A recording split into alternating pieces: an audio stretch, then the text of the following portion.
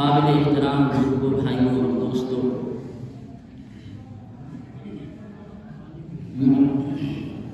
اللہ رب العزت کا بے حد کرم اور احسان ہے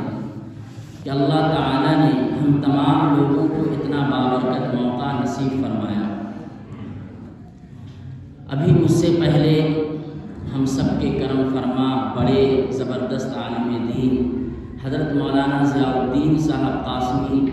دامت برکاتہ العالیہ بہت ہی اچھے انداز سے اصلاح معاشرہ کا مفہوم اور اس میں کرنے کے کیا کام ہیں وہ سمجھا رہے تھے۔ میرے بھائیوں، اصل چیز یہی ہے، اصلاح معاشرہ اس کا اصل مقصد یہی ہے کہ ہمیں زندگی گزارنے کا طریقہ آ جائے، اور زندگی گزارنے کا وہ طریقہ جس سے اللہ خوش ہوتا ہے یہ وہی لوگ بتلائیں گے جن کے دل میں، جن کے سینے میں، جن کے ذہن و دماغ میں اللہ اور اس کے رسول کے علوم ہوں گے۔ اللہ رب العزت نے اس دنیا میں آنے کا جو مقصد ہے وہ قرآن کریم میں بہت اچھے انداز میں صاف لفظوں میں سمجھایا ہے۔ اللہ تعالیٰ قرآن میں کہتا ہے وَمَا خَلَقْتُ الْجِنَّ وَالْإِنسَ إِلَّا لِيَعْبُدُونَ، کہ میں نے انسانوں کو اور جناتوں کو اس دنیا میں اس لیے پیدا کیا ہے کہ وہ میری عبادت کریں، وہ مجھے پہچانیں، وہ اس چیز کو جاننے کی کوشش کریں کہ آخر کون ہے جس نے اس دنیا کو بنایا ہے، جو ہمیں روزی روٹی دے رہا ہے۔ اللہ تعالیٰ دوسری جگہ قرآن میں کہتا ہے الَّذِي خَلَقَ الْمَوْتَ وَالْحَيَاةَ لِيَبْلُوَكُمْ أَيُّكُمْ أَحْسَنُ عَمَلًا، کہ وہی وہ ذات ہے جس نے موت بھی بنائی، موت بھی پیدا کیا اور زندگی بھی پیدا کیا۔ لوگ زندہ بھی ہوتے ہیں، کچھ لوگ مرتے بھی ہیں، اس کا صرف ایک مقصد ہے، وہ اللہ تعالیٰ جاننا چاہتا ہے، پرکھنا چاہتا ہے، جانچنا چاہتا ہے کہ کون اس دنیا میں آنے کے بعد آزاد ہو کر میری عبادت کرتا ہے، نیک اعمال کرتا ہے اور برائیوں سے بچتا ہے۔ اللہ تعالیٰ نے اس دنیا میں پیدا کرنے کا خاص مقصد، سب سے بڑا مقصد، اپنی سب سے سچی کتاب، آخری کتاب کلام اللہ، جو اللہ کا کلام ہے، جو کبھی جھوٹا نہیں ہو سکتا، اس کے اندر صاف طور پر ہمیں سمجھایا ہے۔ اس لیے عقل مند انسان وہ ہے جو اس دنیا میں آنے کے بعد اس دنیا میں آنے کے مقصد کو سامنے رکھ کر زندگی گزارے اور اسی کے مطابق عمل بھی کرتا ہے۔ ورنہ میں نے آیت پڑھی کہ اللہ تعالیٰ نے زندگی بھی پیدا کی اور اللہ تعالیٰ نے موت بھی پیدا کی۔ ہر انسان کی آخری منزل موت ہے،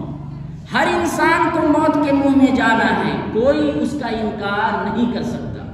کوئی کتنی بھی طاقت لگا لے، کتنی بھی تدبیر لگا لے، کتنی بھی فوج لگا لے،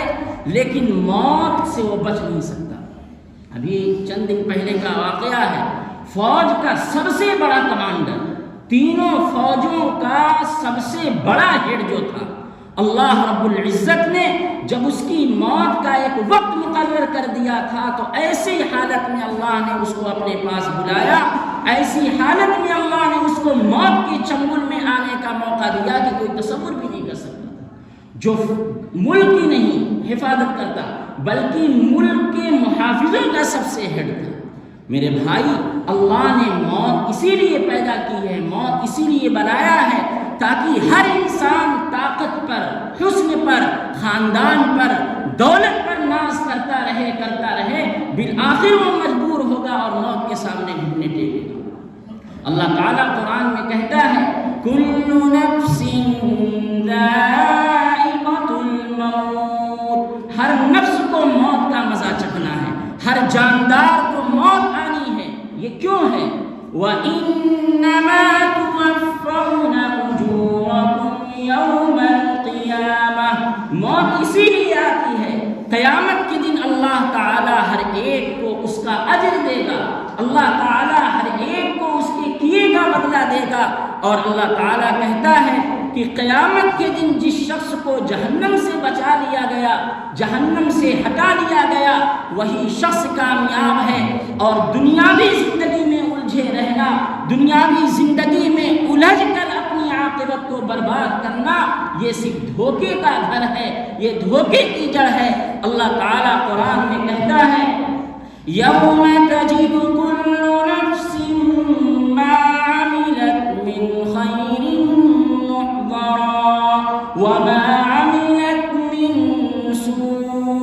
تود لو ان بینها وبینہ امدا بعیدا،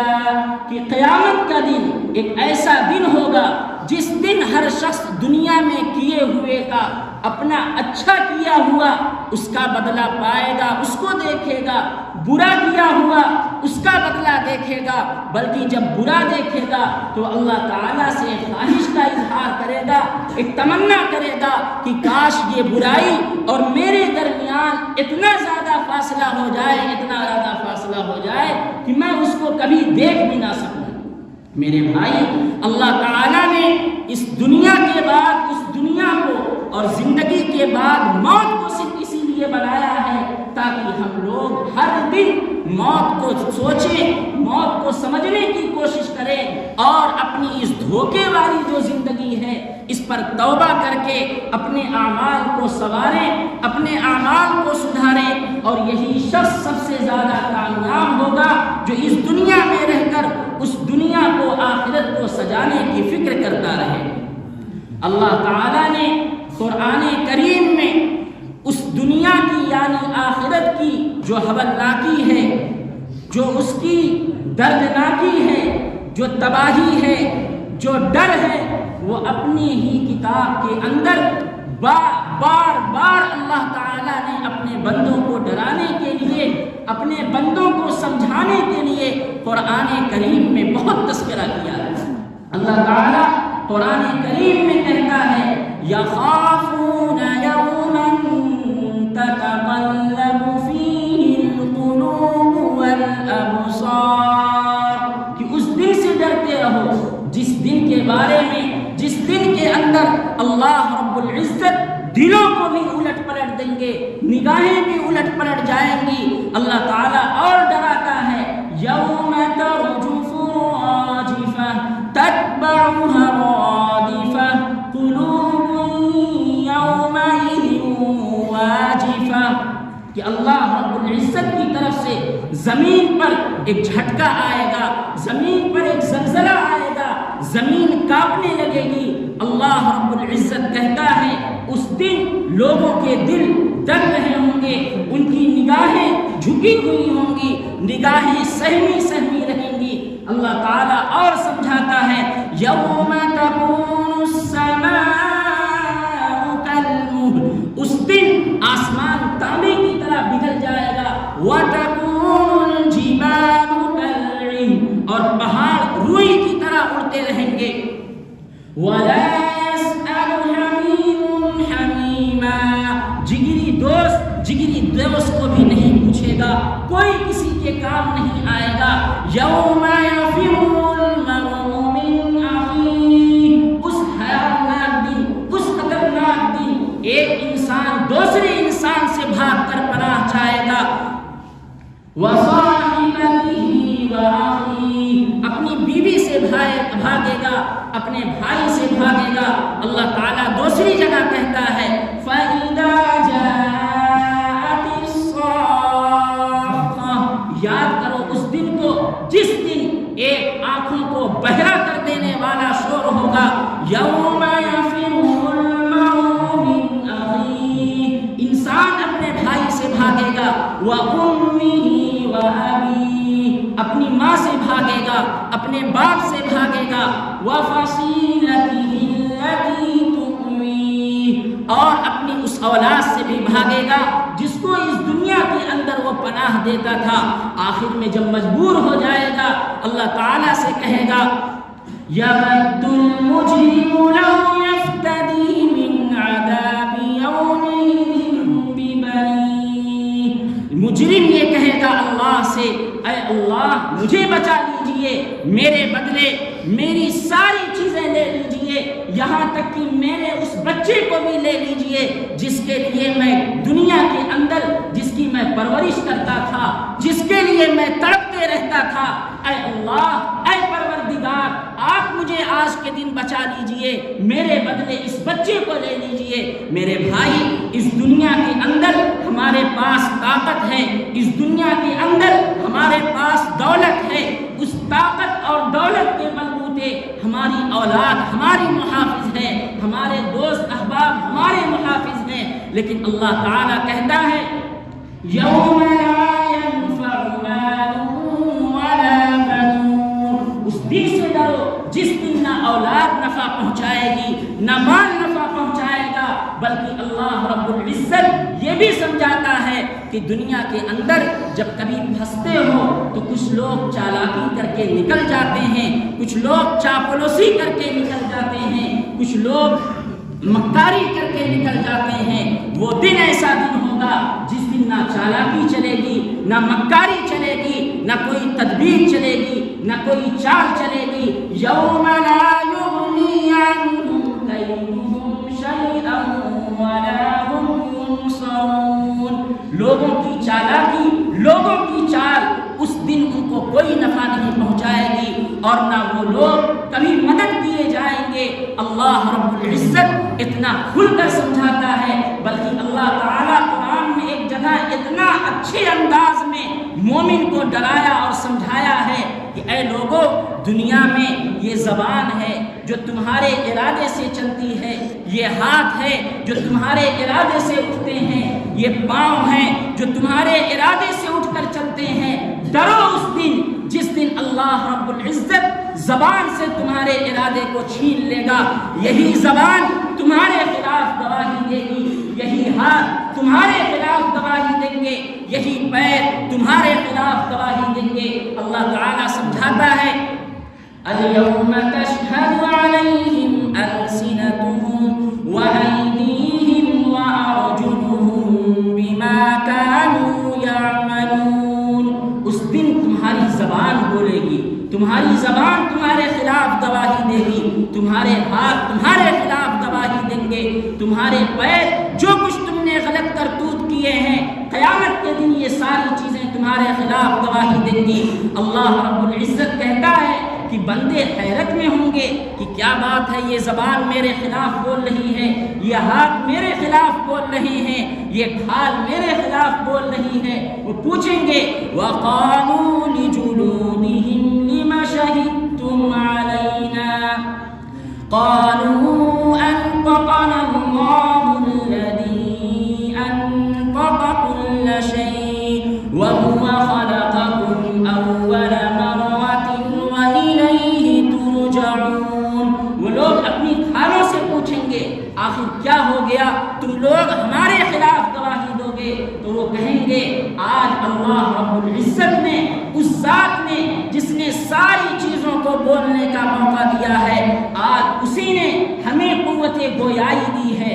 آج ہمارا موقع ہے، آج ہم بولیں گے اگر تم اپنے ارادے سے بولنا چاہو گے۔ اللہ تعالیٰ کہتا ہے اليوم نختم على افواہہم، ہم تمہارے منہوں پر بندش لگا دیں گے، تمہارے منہوں پر مہر لگا دیں گے، تم چاہ کر بھی نہیں بول پاؤ گے۔ میرے بھائیوں، اس دل سے ڈرنے کی ضرورت ہے، اور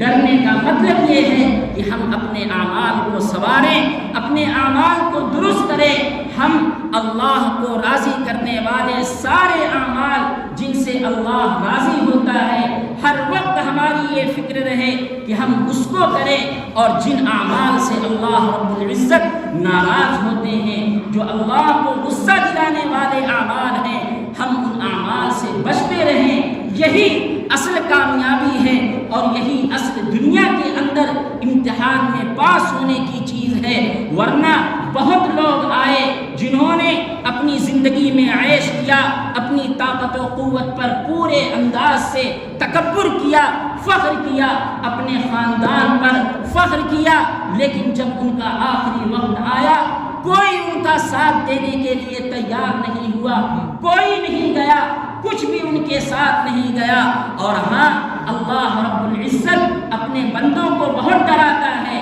بہت ترغیب بھی دیتا ہے۔ کچھ لوگ یہ کہتے ابھی تو عمر جوانی کی ہے، ابھی کھیلنے کودنے کا موقع ہے، کھیلنے کودنے ابھی جب آخر عمر میں پہنچیں گے تو اللہ کو راضی کر لیں گے، اللہ کی عبادت کر کے اللہ کو خوش کر لیں گے، جنت والے راستے پر چلنے لگیں گے۔ میرے بھائی، یہی ہمارے اعمال کو بند کرنے والی جو چیز ہے یہی موت ہے، اور اس موت کے بارے میں کوئی نہیں جانتا کب کس کی موت آنے والی ہے۔ میں یہاں بیٹھا ہوں، پتہ نہ اٹھ کر نیچے بیٹھ پاؤں گا کہ نہیں، اس سے پہلے موت آ جائے۔ ہم یہاں بیٹھے ہیں، نہ معلوم ہم یہاں سے اٹھ پاتے ہیں یا نہیں، موت آ جائے، کسی کو اس کی موت کا علم نہیں ہے، اور کوئی ایک سیکنڈ آگے بھی نہیں کر سکتا، ایک منٹ پیچھے بھی نہیں کر سکتا۔ قرآن کی گواہی ہے، قرآن نے سمجھایا ہے، اذا جاء اجلهم لا يستأخرون ساعة، جب موت کا وقت آ جائے گا ہم کچھ وقت کے لیے بھی موت کو پیچھے نہیں کر سکتے، ولا يستقدمون، اور نہ ہی کچھ دیر کے لیے موت کو ہم آگے کر سکتے ہیں۔ اور کچھ لوگ یہ سمجھتے ہیں کہ ہم بچے رہیں گے، ہم موت کے چنگل سے بچے رہیں گے، موت ہمیں نہیں پکڑ پائے گی۔ اللہ تعالیٰ نے ابھی کچھ دن پہلے ہمارے سامنے ایک ایسا منظر دکھلایا تھا جس کو ہم لوگ کورونا کا نام دیتے ہیں، جس کو ہم لوگ لاک ڈاؤن کا نام دیتے ہیں۔ اللہ تعالیٰ نے اس موقع پر ہمیں موت کی حقیقت بڑی اچھے سے سمجھائی تھی، اور ہم نے اپنی کھلی آنکھوں دیکھا تھا اسی مانی کلا گاؤں میں، جب ایک دن میں ایک دو اعلان شروع ہوئے تو لوگوں کے ہر وقت لوگوں کے دلوں میں ایک خدشہ تھا، ایک ڈر تھا، کب کس کی موت ہو جائے، کب کس کے گھر میں یہ بیماری آ جائے۔ میرے بھائی، اللہ تعالیٰ فرماتا ہے، قُلْ إِنَّ الْمَوْتَ الَّذِي تَفِرُّونَ مِنْهُ فَإِنَّهُ مُلَاقِيكُمْ، کہہ دیجئے جو لوگ موت سے بھاگتے ہیں، موت کا نام سن کر بھاگتے ہیں، کہیں پر بھاگ کر چلے جائیں گے، جب وقت ہو جائے گا، جب فیصلہ آ جائے گا تو موت سے نہیں بچ پائیں گے، موت ان کو پکڑ لے گی۔ اگر یہ سمجھتے ہو مضبوط دلوں میں رہو گے تو موت نہیں آئے گی، اللہ تعالیٰ اس کی بھی تردید کرتا ہے، اس کو بھی ختم کرتا ہے۔ اَيَّمَا تَكُونُوا يُدْرِكْكُمُ الْمَوْتُ وَلَوْ كُنْتُمْ فِي بُرُوجٍ